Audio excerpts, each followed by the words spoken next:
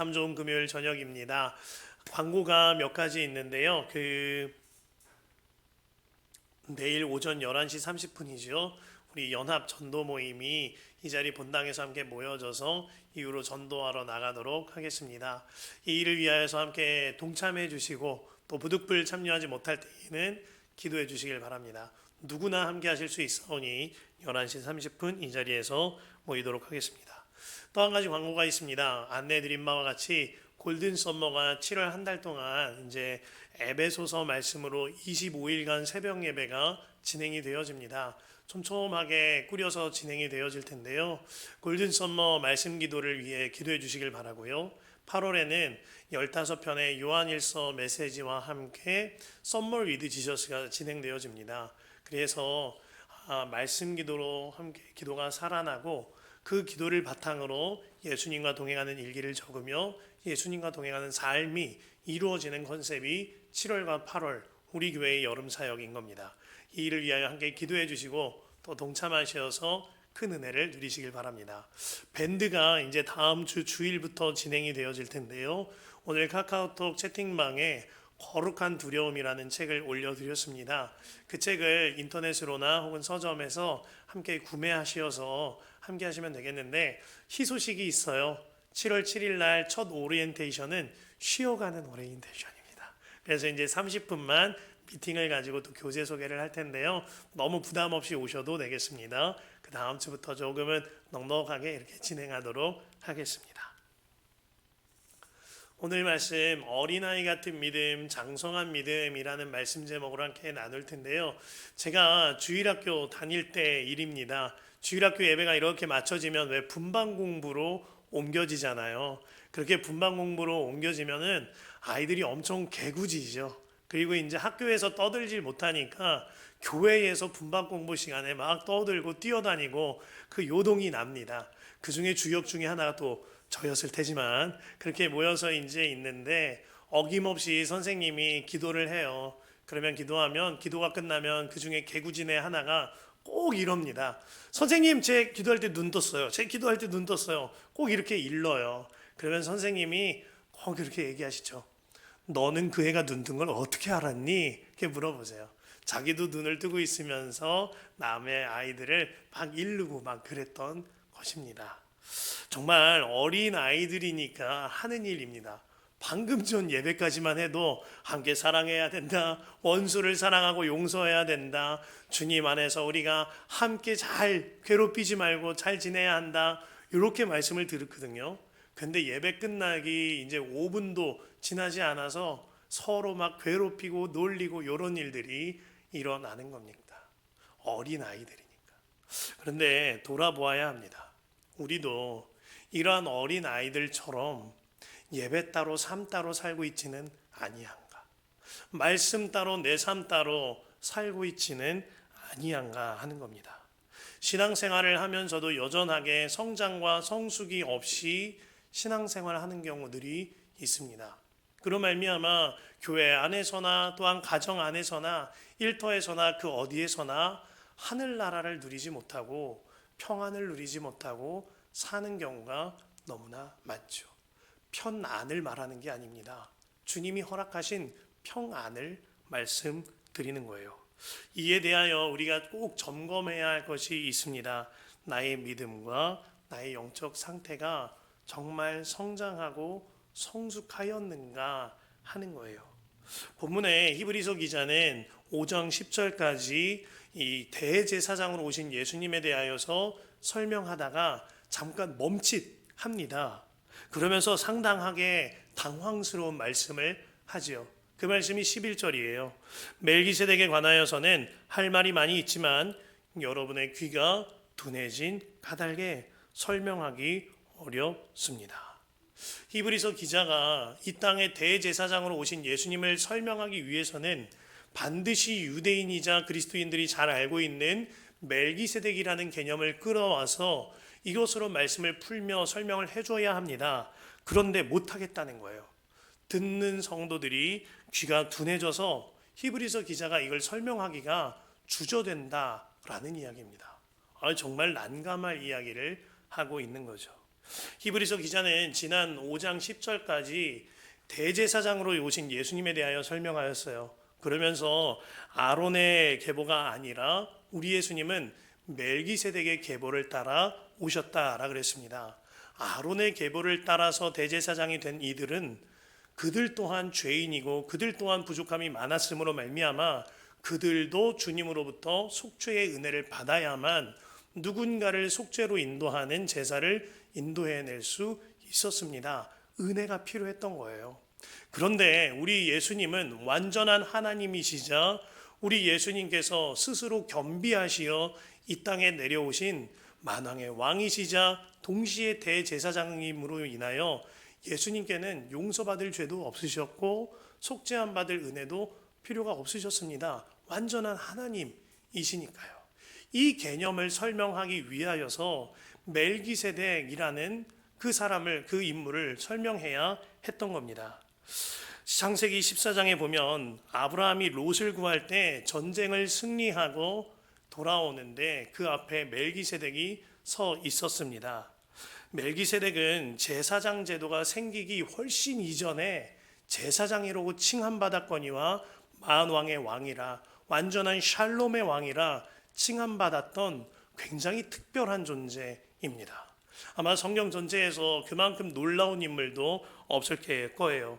그때 멜기세덱 제사장은 마치 하나님처럼 아브라함에게 축복을 합니다. 그리고 아브라함은 성서에서 최초로 하나님을 경외하는 마음으로 올바른 방법의 11조를 하나님께 올려 드리죠. 그리고 멜기세덱은 그 예물을 받으면서 아브라함에게 너는 민족의 아버지가 될 거라고 축복을 합니다. 이처럼 멜기세덱은 완전한 하나님이시면서 이 땅에 내려오신 대제사장이 되어주신 우리 예수님의 예표와도 같은 그러한 신비한 존재였습니다. 이러한 멜기세덱의 이야기로 예수님의 대제사장직을 유대인이자 그리스도인들에게 풀어서 설명을 해줘야 되는데 성도들의 귀가 둔하고 그들의 영적 상태가 미숙함으로 히브리서 기자가 설명하기가 주저된다라는 거예요. 그러면서 하는 이야기가 12절과 13절입니다. 시간으로 보면 여러분은 이미 교사가 되었어야 할 텐데 다시금 하나님의 말씀의 초보적 원리를 남들에게서 배워야 할 처지에 놓여 있습니다. 여러분은 단단한 음식물이 아니라 젖을 필요로 하는 사람이 되었습니다. 젖을 먹고서 사는 이는 아직 어린아이이므로 올바른 가르침에 익숙하지 못합니다. 히브리서 기자가 멜기세덱에 관하여 설명하기를 주저하는 핵심 이유는 두 가지입니다. 먼저는 성도들이 어린아이와 같다라는 거예요. 또 한 가지는 유대인이자 그리스도인이 된 그들이 귀가 둔하여졌다라는 것입니다. 자, 유대인으로서 예수님을 믿은 그리스도인들은 그 연수로나 또한 시간적으로나 이미 누군가를 가르칠 만큼 장성한 믿음이 되어지고도 남을 만한 연수와 시간을 지났습니다. 그런데 그들이 아직도 복음의 초보적인 원리조차 배워야 할 형편이다 라는 이야기를 하고 있는 겁니다. 이 말은 진작부터 성경을 탐독하고 성경을 묵상하고 무엇보다 성경대로 살아내는 훈련이 되어져 있어야 하는데 그것이 되어 있지 않으므로 그대들에게 이 말씀을 전하기가 굉장히 걱정스럽다 하는 이야기를 하는 겁니다. 그들은 예배도 잘했습니다. 절기도 지켰고 기도도 잘했습니다. 하지만 정작 말씀대로 말씀을 읽고 묵상하고 소화시켜서 살아내고는 못했던 거예요. 그로 말미암아 한낱 종교 생활을 하고 있었던 거죠. 그로 인하여서 말씀을 묵상하고 이해하고 지켜내지는 못하고 성장은 이루어지지 못하고 겉모습만 그리스도인으로 almost 크리스찬으로 거의 그리스도인처럼 살고 있었다라는 아주 뼈아픈 이야기를 히브리서 기자가 하고 있는 겁니다. 그러나 이러한 문제가 그때 초대교회 때의 문제만인가 돌아보아야 합니다. 초대교회 때에도 또한 교회사 안에서도 또한 오늘날에 이르러서도 이러한 문제가 여전하게 반복되고 있습니다. 제가 드리는 말씀은 지식적으로 성경을 잘 알아야 된다, 지식적으로 성경의 단어를 많이 알아야 된다, 이런 말씀 드리는 것이 아닙니다. 말씀을 정말 내 말씀으로 듣는, 저 말씀은 나의 죄를 들추어내는 말씀이구나, 내 말씀으로 듣는 귀가 열려졌는가 하는 이야기입니다. 또 한 가지는 그 말씀을 듣고 그 말씀대로 살아내는 진정한 의미의 능력이 있는가 하는 문제인 거죠. 이러한 진정한 의미의 영적 성장이 이루어지고 있는가 하는 문제가 지속적으로 반복되고 있다라는 겁니다. 영국의 노예제도를 폐지시켰던 데 앞장서였던 국회의원인 윌리엄 윌버포스, 그에게는 둘도 없는 친구가 있었는데요. 그 친구 이름은 윌리엄 피트라는 영국의 수상이었습니다. 수상이 윌리엄 윌버포스보다 훨씬 직급도 높고 또 많은 영향력을 끼치는 사람이었습니다만 두 사람이 참 그렇게 친밀했다라고 그래요. 어느 날 두 사람이 함께 예배를 드릴 일이 있었습니다. 그 예배에서 설교를 들었는데 그 당시의 설교는 리처드 세실 목사라는 유명한 설교가가 전하는 설교였습니다. 그 설교의 내용은 성령의 충만함에 관하여서 설교하였고, 그날 윌버포스가 엄청난 은혜를 받았어요. 윌버포스가 뒤집어졌습니다. 그러면서 그가 고백하기를, 나는 이때까지 성령 충만에 관하여서 이보다 더 큰 은혜를 받은 설교는 없었다 라면서 감격한 메시지였습니다. 그런데 그날 예배당을 나올 때 윌리엄 피트 수상이 윌버포스에게 이렇게 말합니다. 자네는 오늘 저 목사님이 도대체 무슨 설교를 한 것인지 들렸는가? 내 귀에는 도무지 하나도 들어오질 않았어. 나는 저 목회자가 무슨 설교를 하는지 무슨 내용인지 하나도 짐작조차 가지를 않는구려. 이런 이야기를 했다라는 거예요. 똑같은 예배, 똑같은 장소, 똑같은 설교를 들었습니다. 그런데 성령의 충만함을 받으라는 그 명확한 복음의 설교를 듣고 한 사람은 그 심령이 완전히 뒤집어지는 경험을 하였는데 다른 한 사람은 여전하게 냉랭한 상태가 되어져 버린 거예요. 이 이야기가 우리에게 주는 교훈이 있습니다. 세상의 직위나 혹은 지식의 더 정도, 자리의 높고 낮음이 하나님의 말씀을 듣는 귀가 열려지는 데 영향력이 있는 것이 아니라는 거예요. 그의 마음에 정말 영적인 성숙이 일어남으로 말미암아 듣는 귀가 열려졌는가? 아니면 아직까지도 귀가 둔하여져서 그 말씀이 나에게 주시는 말씀으로 들려지질 아니하고 여전히 남들을 향한 말씀, 혹은 여전하게 그냥 뜬구름 잡는 말씀으로 여겨지고 있는가? 굉장히 중요한 문제인 겁니다. 히브리서 기자가 유대인 그리스도인들에게 여러분들은 올바른 가르침에 익숙하지 못합니다 라고 말했던 것에 주목해야 합니다. 정말 올바른 가르침이 필요하거니와 그 올바른 가르침을 잘 소화해내는 일이 모두에게 너무나 필요로 하는 겁니다.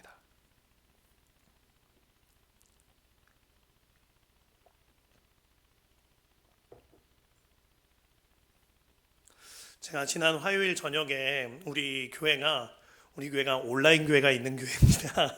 우리 교회에 이제 온라인 교회에서 이제 온라인으로 양육을 받은 참 잘 받은 한 형제 집사님과 잠깐 줌으로 미팅을 했어요. 그 형제 집사님이 이제 간증문을 쓸 수 있도록 같이 도움을 주고 또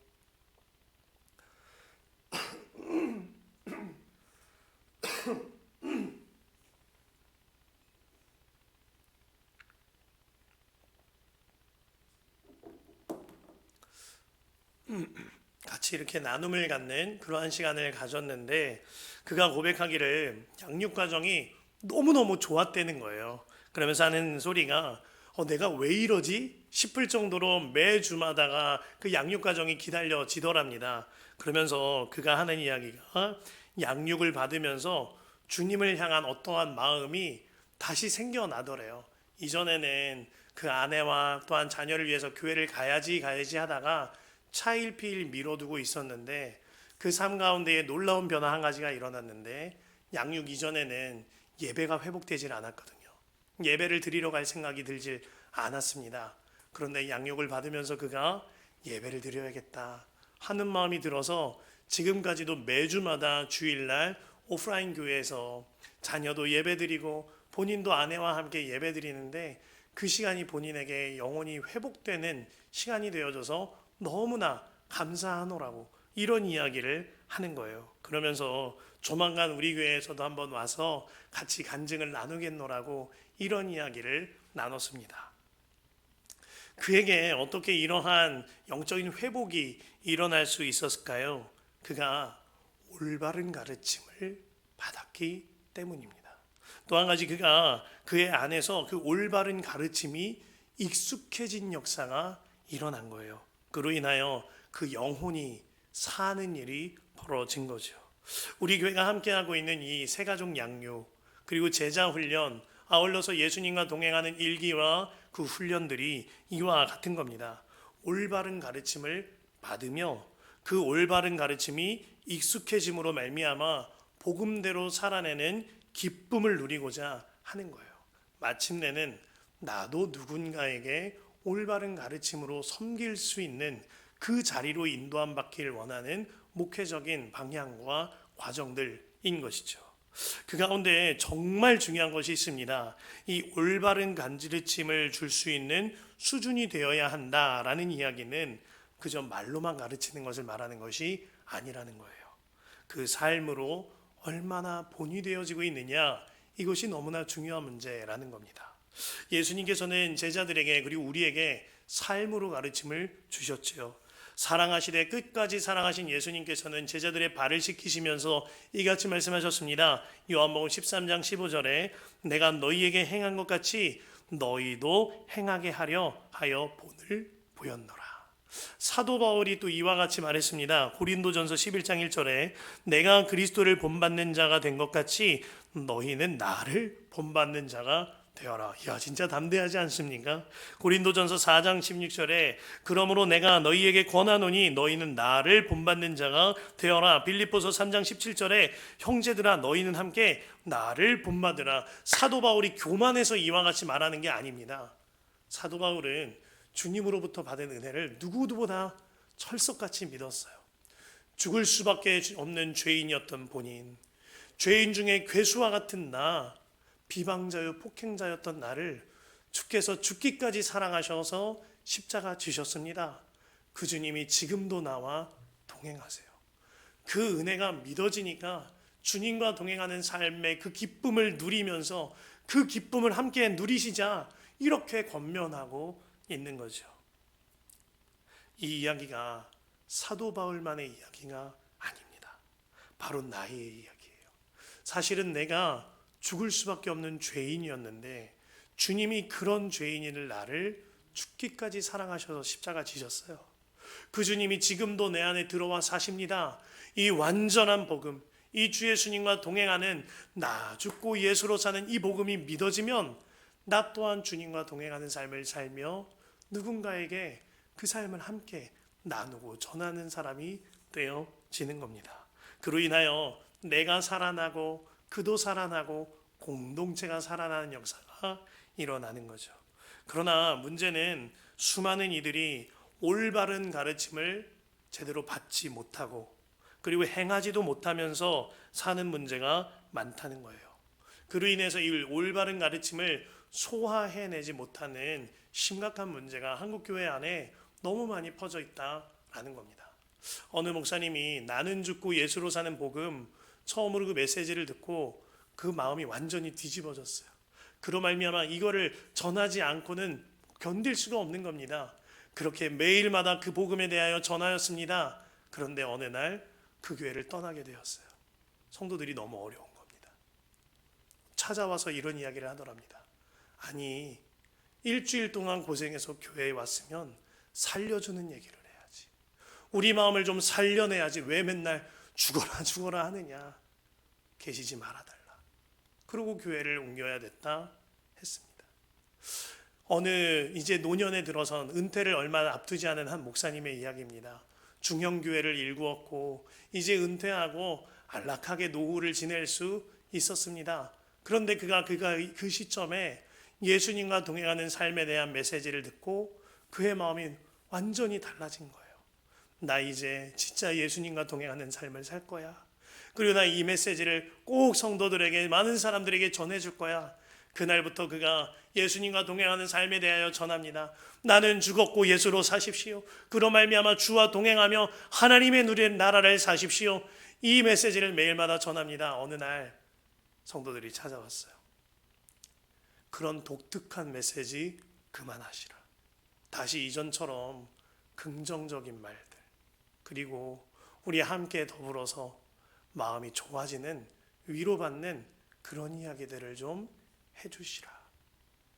마음의 갈등이 되셨다고 했습니다. 솔직히 은퇴를 얼마 앞두지 않은 시점에서 임지를 옮기는 일은 본인의 근간이 흔들리는 일이기 때문에, 그런데 그가 마음을 정하기를, 그렇다면 진짜 이 메시지가 필요한 분들에게 가야겠다 하는 마음으로 전혀 선교의 불모지와 같은 기독교 박해국가인 키르기즈스탄으로 그가 갑니다. 그리고 그곳에서 너무나 놀랍게 예수님과 동행하는 메시지를 전하며 너무나 놀라운 부흥의 불길을 일으키고 계세요. 올바른 가르침이 익숙하지 않으면 진리를 진리로 받아들이지 못하는 일들이 일어나요. 반면 올바른 가르침을 사모하는 땅에서는 놀라운 하나님의 역사가 일어나는 일이 있는 거죠. 조나단 에드워즈가 말하기를, 하나님의 말씀이 분명하지 않다거나 규범이 확실하지 않기 때문이 아니고 빛이 희미하기 때문도 아니라 문제는 우리의 눈이라. 죄로 인하여 해로운 병에 걸린 눈은 어두워서 빛을 볼 수 없게 되었다라 그랬습니다.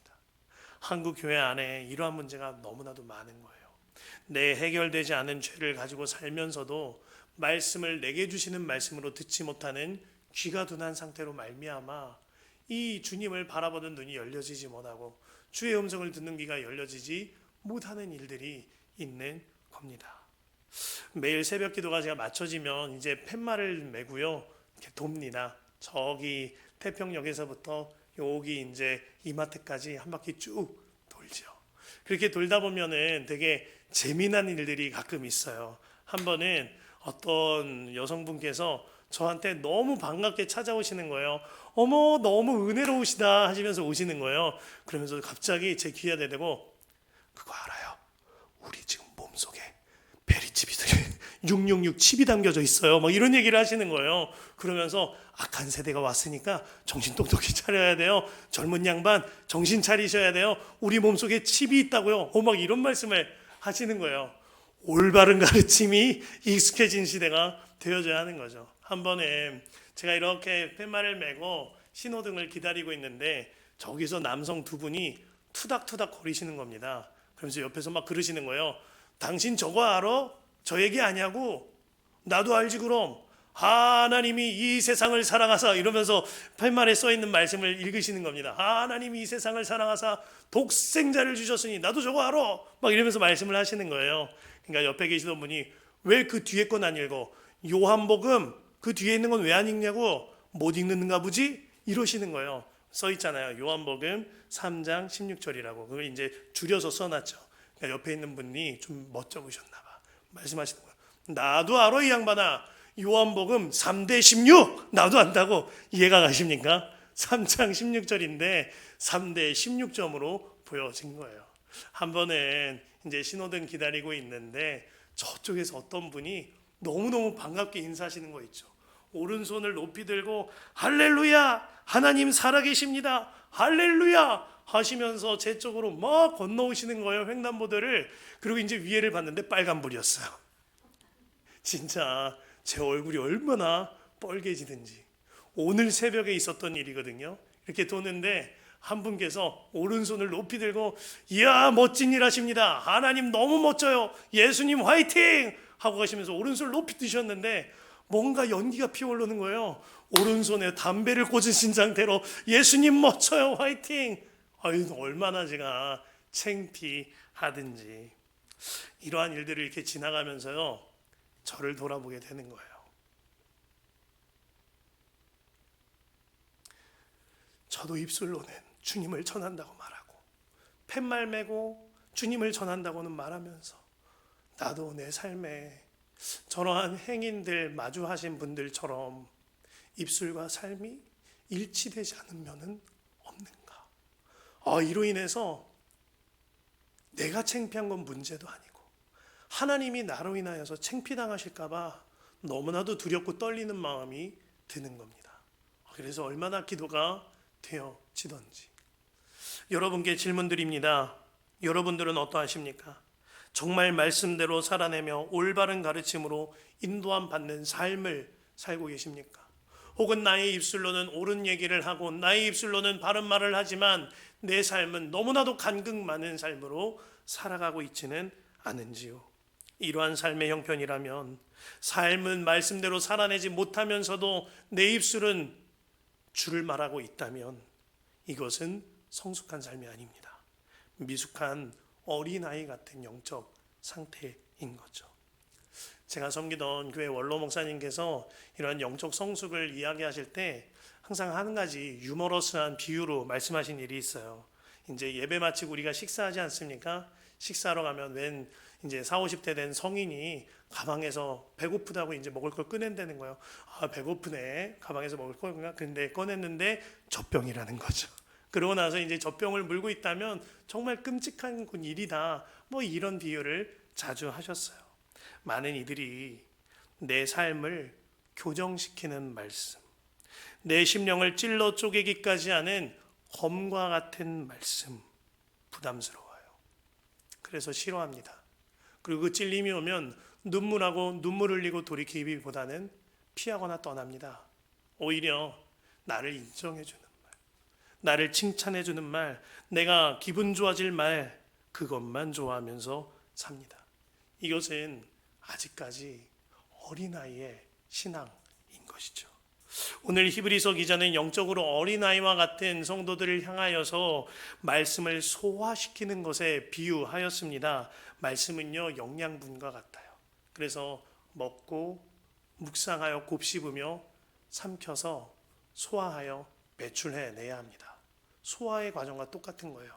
말씀을 읽고 먹고 그리고 곱씹고 묵상합니다. 그리고 살아내는 삶으로 배출이 되어져야 하는 것이지요. 믿음의 장성함에 이른다는 것은 이처럼 때에 맞는 올바른 가르침과 말씀을 받아서 그 삶이 달라지는 것, 이것을 믿음의 장성함에 이르렀다라고 하는 거예요. 어제 예수동행 집회 설교 중에 참 영감 있는 이야기를 들었습니다. 듀크 대학의 목회학 교수인 윌리엄 밀리본 교수가 목회할 때 일이었어요. 그가 목회를 할 때 성도들의 엄청난 저항과 반대가 있었다라는 이야기를 했습니다. 그가 설교를 하고 내려오면 마주하는 성도들마다 말했다 그래요. 은혜 받았습니다. 오늘 목사님의 설교는 정말 우리가 알아야 할 핵심을 짚어주는 말씀이었습니다. 목사님 덕분에 우리가 정말 감동을 받았습니다. 이러한 이야기들이 성도들의 저항과 반대였다라고 그러는 거예요. 무슨 말이죠? 그렇게 말은 하지만, 그렇게 은혜 받았다고 반응은 하지만 여전하게 삶의 변화가 없는 그 삶이 본인에게는 저항이었고 반대였다라고 애끓게 말하는 것입니다. 아무리 영적인 말씀을 먹여도 성장이 없다면 이보다 더 안타까운 일이 없는 거죠. 목회자의 마음과는 비교도 안 될 만큼 우리 하나님 아버지의 마음이 아프신 거예요. 헤아릴 수 없을 만큼 안타까우신 것입니다. 이 마음에 이제는 우리가 반응해야 할 때인 거예요. 어느 목사님이 코로나 기간에 아이들이 온라인 예배를 드리는 모습을 보는데 마음이 착잡하더랍니다. 이 초등학교 아이가 너무 편안한 자세로, 아니 너무 대충 예배를 해치우고 있는 거예요. 온라인 예배를 드리려고 텔레비전을 켜놓고서 점점 몸이 소파에 들어 눕더랍니다. 그러더니 편한 옷, 양말도 다 벗고 자기 마음대로 거의 눕다시피 예배를 드리더래요. 어떻게 해야 하나 목사님이 생각을 하다가 기도 중에 떠오른 것이 있었답니다. 그 아이가 온라인으로 예배를 드릴 때 그 앞에 삼각대를 설치해 놓습니다. 그리고 핸드폰 카메라를 그 아이 방향으로 켜놓고 촬영을 하는 모양을 한 거예요. 그 아이가 물어봅니다. 아빠 지금 뭐 하는 거야? 그리고 이제 그 아빠 목사님이 말하는 거예요. 너가 예배하는 이 모습 너의 부서 전도사님과 선생님께 찍어 보내달라고 하셔. 그래서 너가 예배하는 그 모습 동영상으로 찍어 보내려 그래. 그러니까요, 그 아이가 반쯤 들어놓있다가 슬슬 일어나더래요. 슬슬 일어나더니 조금 갇혀 있고 양말도 신고 정직하게 이렇게 예배를 드리더랍니다. 누군가가 보고 있다는 것을 느끼는 순간 그 삶에 엄청난 변화가 일어나는 거죠. 히브리서 12장 1절에 이러므로 우리에게 구름같이 둘러싼 허다한 증인들이 있으니 라고 그랬습니다. 정말 의식해야 할 분은 주님이세요. 그럼에도 불구하고 아직도 사람들의 시선이 주님보다 더 중요하다면 그거는 어린아이입니다. 그거는 성숙함이 아닌 거예요. 갓난아기는 수많은 사람들이 눈앞에 보여도 분별하지 않고 행동합니다. 마음대로 행동하죠. 아직 아기니까. 그런데 그 갓난아기가 점점 커가면 사람들이 있을 때 해야 할 일, 하지 않아야 할 일 분별하게 됩니다. 똑같은 거예요. 우리가 주님 앞에 있음을 알게 되어지면, 아직까지 영적인 갓난아기라면 주님 앞에 있던지 어떻던지 나 혼자 있는 시간에 내 마음대로 살아가지만, 이제 내가 영적으로 성숙해지면 나 혼자 있는 시간이 아니라 주님이 허다한 증인들과 함께 계심이 믿어짐으로 혼자 있는 시간 속에 내 삶의 모습이 진짜인 거죠. 겉사람이 아니라 내 속사람이 중요하고 사람들이 알지 못하는 내 본 모습이 더욱더 다듬어지게 되어지는 겁니다. 나의 속사람이 변화되어져야 합니다. 그리하여 주님과 나만이 있는 그 시간 속에서도 온전한 삶이 이루어져야 하는 거예요.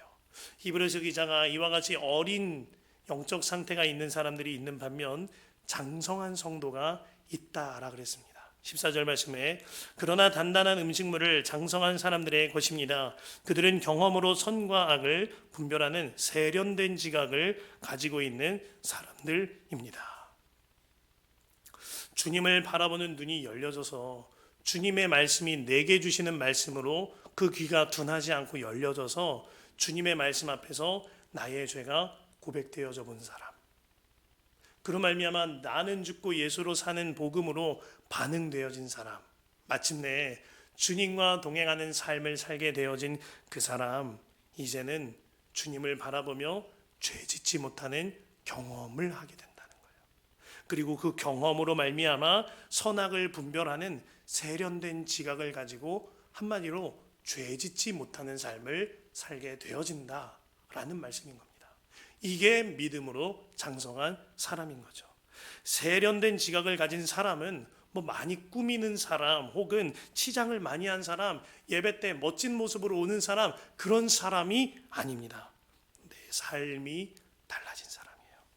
나는 죽고 예수로 사는 복음이 확실한 사람, 마침내 정말 주 예수님과 동행함으로 말미암아 죄짓지 않는 삶이 경험되어지고 그 기쁨이 경험되어져서 그 기쁜 삶을 더 사모하게 되어지고, 죄를 짓지 아니하는 은밀한 시간 속에서든 사람들이 보지 아니하던 어디서나 나의 입술을 삼가고 나의 삶을 삼가며 죄짓지 아니하는 삶을 사는 삶, 그것이 경험되어 그것이 나의 삶에 정말 굳은 살처럼 배겨진 사람, 그가 세련되고 믿음에 장성한 사람이라고 말하는 겁니다.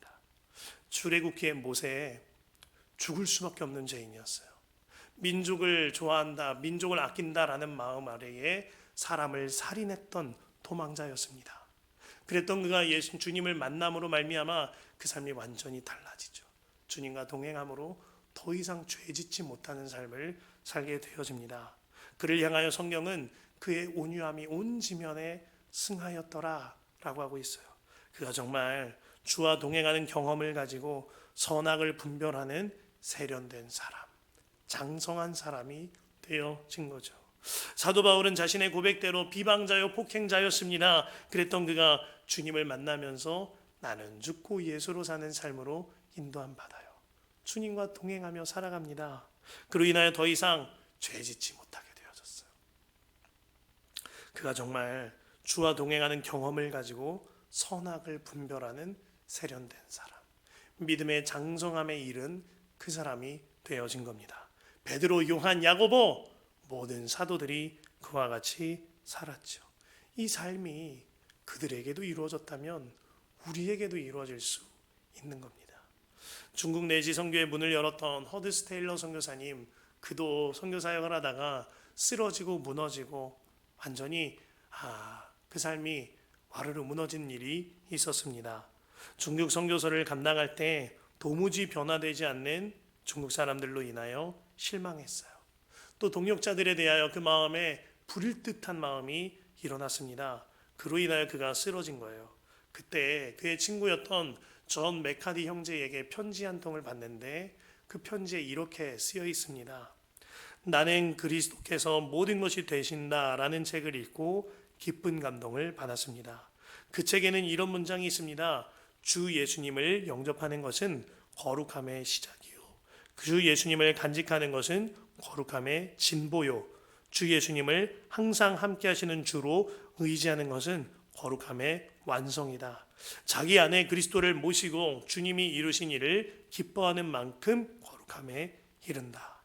이제 예수님은 나에게 문자 그대로 모든 것 전부가 되셨습니다. 그 편지는 이렇게 이어집니다. 믿음이 성장하는 길은 다른 데 있는 게 아닙니다. 예수님이 어떤 분이신지, 우리를 위해 무엇을 하셨는지를 날마다 생각하는 겁니다. 예수님의 생애와 죽으심, 사역과 말씀의 풍성함을 깊이 생각하십시오. 믿음을 가지려고 애쓰라는 것이 아닙니다. 신실한 그분을 바라보는 것, 그것이 전부입니다. 허드슨 테일러가 이 글을 보면서 그의 영적인 눈이 열렸다 그랬어요. 이전에도 그는 요한복음 15장 5절 내 안에 거하라 나도 너희 안에 거하리라 이 말씀 알았습니다. 포도나무 가지가 나무에 붙어 있어야 열매를 맺는다, 이 말씀 다 알았어요. 그런데 이 편지를 읽을 때 그의 마음이 완전히 뒤집어짐으로 말미암아 내가 정말 주님 안에 누리는 영적 성장을, 주님 안에 누리는 영적 성숙을 이루고 싶습니다. 진실된 고백이 터져나오게 된 겁니다.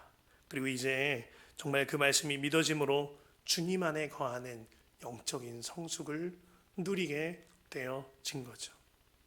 주님 안에 사랑하는 성도 여러분, 이제는 정말 우리가 어린 신앙에서 장성한 신앙으로 옮겨져야 할 때입니다. 우리 안에 영적 성장을 이루는 길은 하나입니다. 오직 주님 안에 거하며 주님과 동행하는 거예요.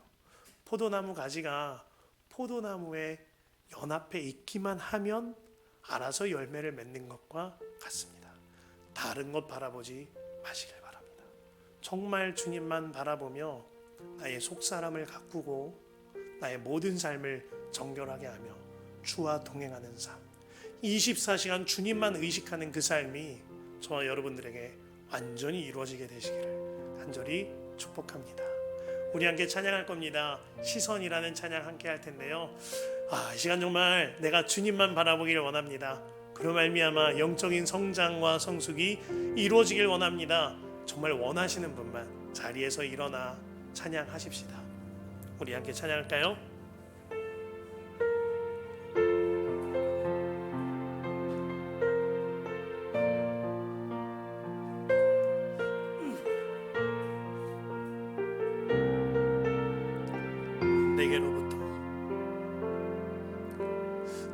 내게로부터 눈을 들어 주를 보기 시작할 때 주의 일을 보겠네. 내 작은 마음 돌이키사 하늘에 꿈꾸게 하네.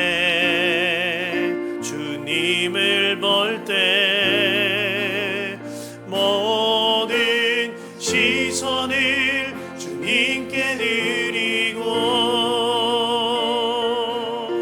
살아계신 하나님을 느낄 때 내 삶은 주의 역사가 되고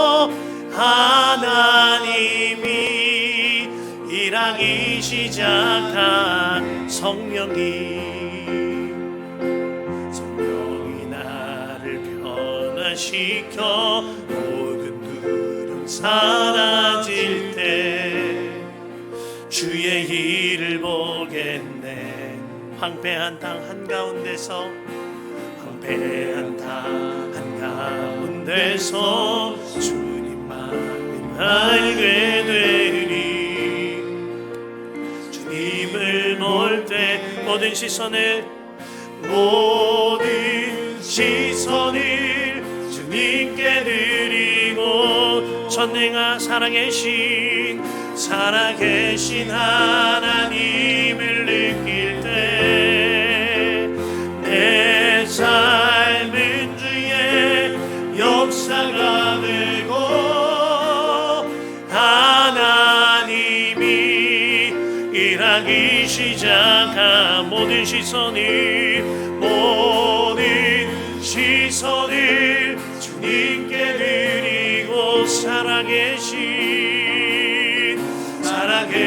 하나님을 느낄 때 세상은 주의 나라가 되고 하나님이 일하기 시작하네.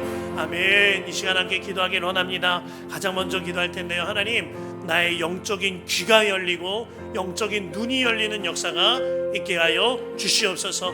하나님, 나의 영적인 귀가 열리고 나의 영적인 눈이 열리게 하소서. 주여, 한 번 간절히 기도합니다. 주여, 나의 하나님, 나의 하나님, 할렐루야.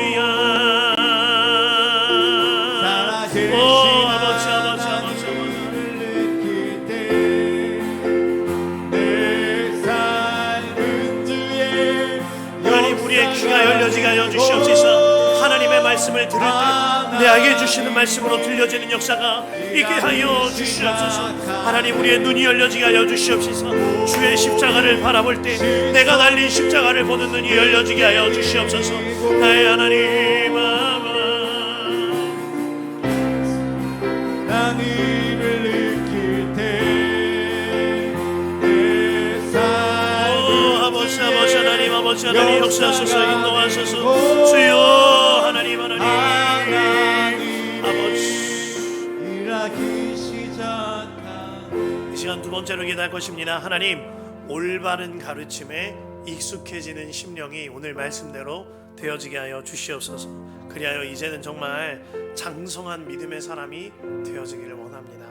올바른 가르침에 익숙한 심령이 되어져서 하나님의 말씀이 내게 주시는 말씀으로 들려지고, 그로 말미암아 내 삶이 교정되는 게 기쁘고, 그로 말미암아 회개가 일어나는 게 기쁘고, 나의 심령이 찔러 쪼개지는 것이 오히려 주 앞에서 눈물 나는 감격이 되어지는 올바른 가르침에 익숙한 심령이 되어져서 이제는 정말 어린아이의 믿음이 아니라 장성한 믿음의 사람이 되게 하여 주시옵소서. 주여, 세 번 간절히 기도합니다.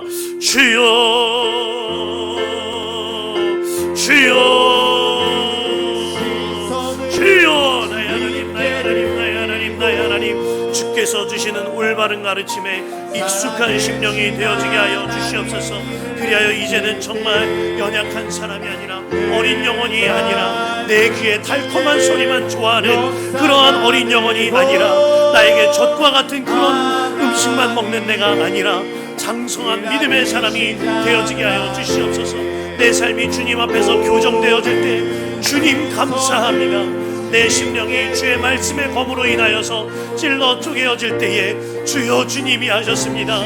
나의 눈물의 회개를 받으셔서 내가 죄인입니다 고백되어지는 역사가 이 교회 가운데에 충만히 임하게 될 지어다. 나의 하나님, 나의 하나님, 나의 하나님, 주의 올바른 가르침에 익숙한 심령이 되어져서 이제는 정말 어린아이 같은 믿음이 아니라 장성한 믿음의 사람이 되어지게 하여 주시옵소서.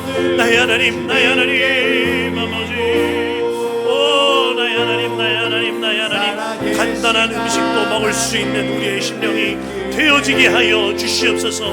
내 심령을 찔러 쪼개는 말씀이 하나님 나의 레마가 되는 역사가 있게 하여 주시옵소서. 내 귀에 달콤한 말씀, 나를 위로하는 말씀, 나를 인정해주고 칭찬해주는 말만이 아니라 하나님의 올바른 가르침, 나의 삶에 채찍질을 주시는 그 말씀, 내 심령을 찔러 쪼개는 그 말씀이 남을 향한 메시지가 아니라 나를 향한 주의 음성으로 들리는 역사가 있게 하여 주시옵소서. 그리하여 우리가 이제는 어린아이 같은 믿음이 아니라 장성한 믿음으로 이끌림 받게 하여 주옵소서. 나의 하나님 아버지 아버지 아버지, 일하기 시작하네.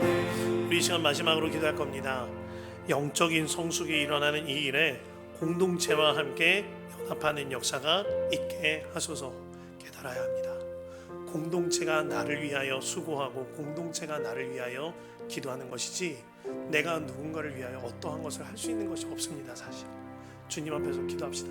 하나님, 우리가 이 은혜를 받아 누림으로 영적인 성숙이 일어나는 이 일에 공동체와 함께 연합되어지는 그러한 역사가 우리 안에 충만하게 일어나게 하여 주시옵소서.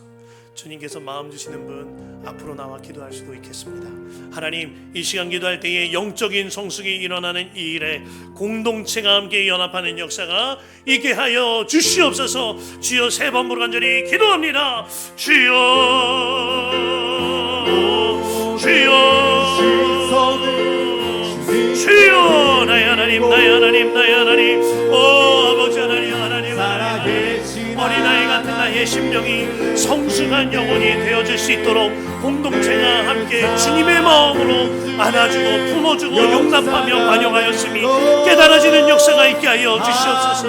그리하여 영적 성숙이 일어나는 이 일에 공동체에 내가 헌신하고 공동체에 내가 함께 연합하게 되어지는 그 역사가 있게 하여 주옵소서. 주여, 하나님, 하나님, 하나님, 나의 하나님, 나의 하나님, 나의 하나님, 나의 하나님, 내가 더 이상 어린 영혼의 믿음에 머물러 있는 것이 아니라 장성한 믿음에 나아갈 수 있도록 우리가 함께 기도하고 있으니 내가 그 기도에 은혜를 입었으니 깨달아지고 고백되어지게 하사 공동체와 함께 연합되어지는 역사가 있게 하여 주시옵소서.